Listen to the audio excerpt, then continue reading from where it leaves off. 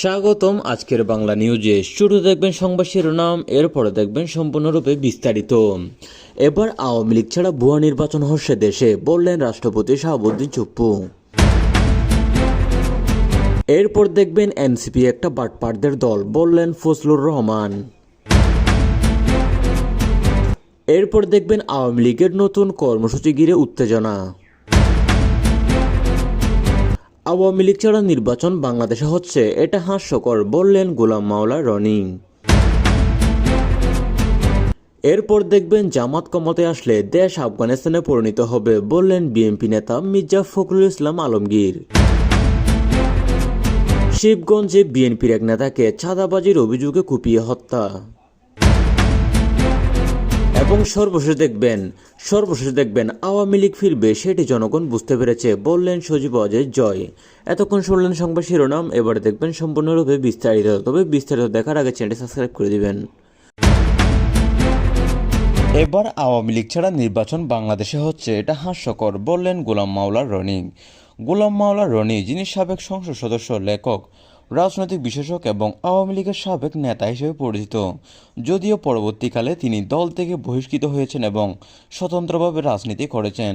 সম্প্রতি বাংলাদেশের আসন্ন জাতীয় সংসদ নির্বাচন নিয়ে একটি কঠোর এবং বিতর্কিত মন্তব্য করেছেন। তিনি বলেছেন যে আওয়ামী লীগকে বাদ দিয়ে বাংলাদেশের নির্বাচন অনুষ্ঠিত হচ্ছে, এটা একদম হাস্যকর এবং অবাস্তব। গোলাম মাওলা রনির মতে আওয়ামী লীগ বাংলাদেশের রাজনীতির একটি অবিচ্ছেদ্য অংশ, যারা দীর্ঘদিন ধরে দেশের বৃহত্তম রাজনৈতিক দল হিসেবে কাজ করেছে, লাখ লাখ সমর্থকদের প্রতিনিধিত্ব করে এবং মুক্তিযুদ্ধের চেতনা, স্বাধীনতা এবং জাতীয়তাবাদের প্রতীক। তার কথায় এমন একটা বড় দলকে নির্বাচন থেকে বাদ দেওয়া মানে গণতন্ত্রের মৌলিক নীতিকে উপহাস করা, কারণ নির্বাচন মানে সবার অংশগ্রহণ, সব মতামতের প্রতিফলন এবং জনগণের আকাঙ্ক্ষা প্রকাশ, যা আওয়ামী লীগ ছাড়া অসম্পূর্ণ এবং হাস্যকর। তিনি আরও ব্যাখ্যা করেছেন যে বর্তমানে অন্তর্বর্তীকালীন সরকার এবং নির্বাচন কমিশনের অধীনে যে প্রক্রিয়া চলছে, তাতে আওয়ামী লীগের নেতাকর্মীদের বিরুদ্ধে মামলা, গ্রেপ্তার, নির্যাতন এবং অংশগ্রহণের সুযোগ না দেওয়ার কারণে দলটি নির্বাচনে থাকতে পারছে না। গোলাম মাওলা রনির দৃষ্টিভঙ্গি থেকে এটা একটা সুপরিকল্পিতভাবে কৌশল, যা মুক্তিযুদ্ধ বিরোধী শক্তিগুলোকে সুবিধা দেয় এবং দেশের গণতান্ত্রিক ভারসাম্য নষ্ট করে। তিনি উদাহরণ দিয়ে বলেছেন যে আওয়ামী লীগের সমর্থকরা দেশের জনসংখ্যার একটা বিরাট অংশ, প্রায় অর্ধেকের কাছাকাছি, যারা ভোট না দেয় বা ভোট অংশ না নেয়, তাহলে ভোট টার্ন আউট কম হবে এবং নির্বাচন বৈধতা প্রশ্নবিদ্ধ হয়ে পড়বে, যা আন্তর্জাতিকভাবে গ্রহণযোগ্য হবে না। জাতিসংঘ, ইউরোপীয় ইউনিয়ন, ইইউ বা অন্যান্য আন্তর্জাতিক সংস্থার মতে পর্যবেক্ষক না পাঠানোর সিদ্ধান্তকে তিনি এই প্রসঙ্গে তুলে ধরেছেন, বলেছেন যে নির্বাচনের গুণগত মান নিয়ে সংশয়ে ইঙ্গিত। গোলাম মাওলা রনি আগেও একাধিকবার আওয়ামী লীগের পক্ষে রাজনৈতিক সংকট নিয়ে মন্তব্য করেছেন। জামাত ক্ষমতায় আসলে দেশ আফগানিস্তানে পরিণত হবে, বললেন বিএনপি নেতা মির্জা ফখরুল ইসলাম আলমগীর।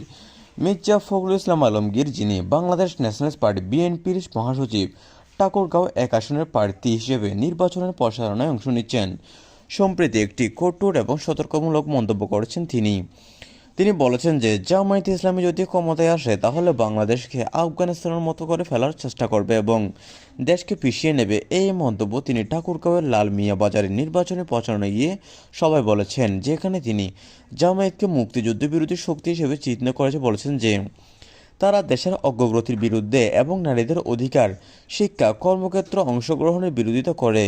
মির্জা ফখরুলের কথায় জামায়াতের নীতি হলো নারীদের ঘরে বন্দি করে রাখা, গার্মেন্টসে শ্রমিকদের কাজের সময় সীমিত করা এবং দেশকে পশ্চিমমুখী করে তোলা, যা আফগানিস্তানের তালেবান শাসনের সাথে তুলনীয়।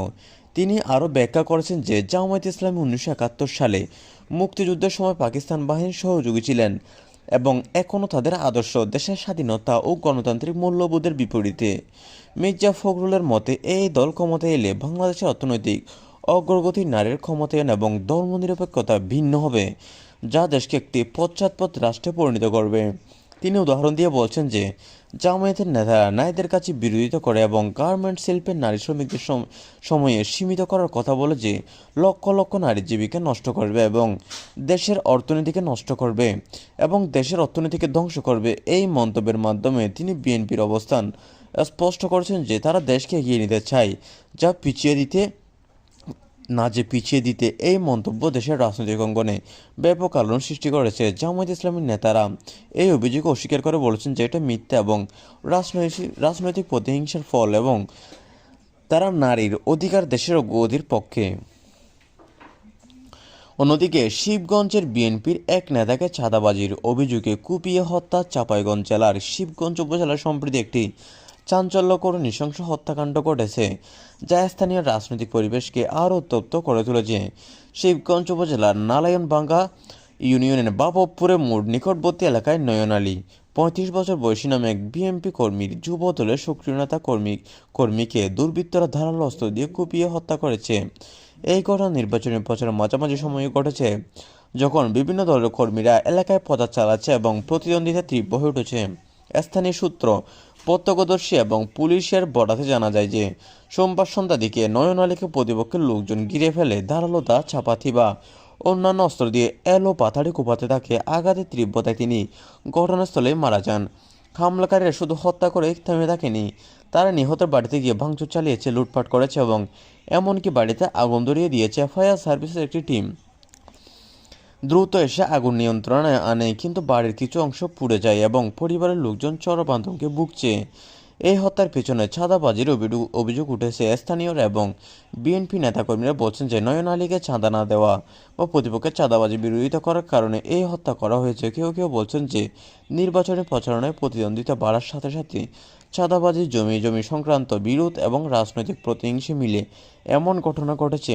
নিহতের পরিবার ও বিএনপির পক্ষ থেকে শিবগঞ্জ থানায় মামলা দায়ের করা হয়েছে। মামলাটি নয়নের পিতা আব্দুল করিম বাদী হয়ে করেছেন। মামলার প্রতিপক্ষের কয়েকজনের নাম উল্লেখ করা হয়েছে এবং অজ্ঞাতনামা আরও কয়েকজনের আসামি করা হয়েছে। পুলিশ তদন্ত শুরু করেছে এবং কয়েকজনকে জিজ্ঞাসাবাদ করেছে, কিন্তু এখনও কাউকে গ্রেপ্তারের খবর পাওয়া যায়নি। এই ঘটনার পর শিবগঞ্জ বিএনপি নেতাকর্মীরা তীব্র প্রতিবাদে নেমেছে। তারা রাস্তায় বিক্ষোভ মিছিল বের করেছেন। মিছিল থেকে স্লোগান দিচ্ছে যে রাজনীতির হত্যা বন্ধ করো, চাঁদাবাজির বিচার চাই, নির্বাচনের আগে সহিংসতা বন্ধ করো। এই ছিল আজকের নিউজ। যদি ভালো লাগে চ্যানেল সাবস্ক্রাইব করে দিবেন। ধন্যবাদ।